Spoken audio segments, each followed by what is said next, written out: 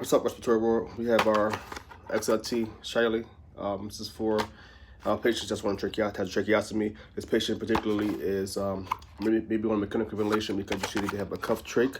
You can see the inner cannula. You can see the obturator here. A tie that can possibly use as a trach tie.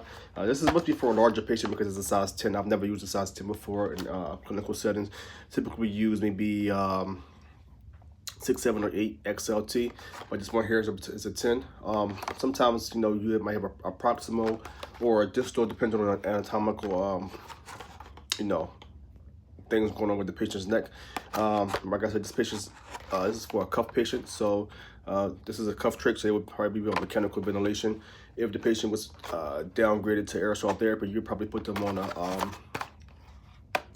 trach that has no cuff because you want to make sure they have most ability to pass oxygen and air through their airway. Cuff just adds to the diameter already of the trach, and it just adds more, you know, resistance for the patient to have to breathe through and around. So typically, you know, we would use a cuffless one for a patient that wasn't on mechanical ventilation. But this patient here, this particular trach here, you can see size 10 in the diameter. I said this is a large trach. In order to get the trach into place, you will use the obturator to guide the trach into place when you're putting the trach into the patient.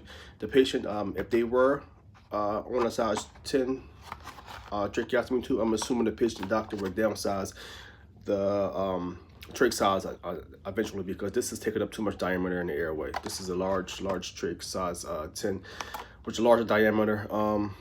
Out a diameter of 13.8, and it's a 10 millimeter in the diameter. Yes, it's just a large trach, but you know, we have it here particularly for maybe for a man, you know, a larger man, maybe taller in stature, a larger man, maybe a little bit extra weight on them. And you know, this is a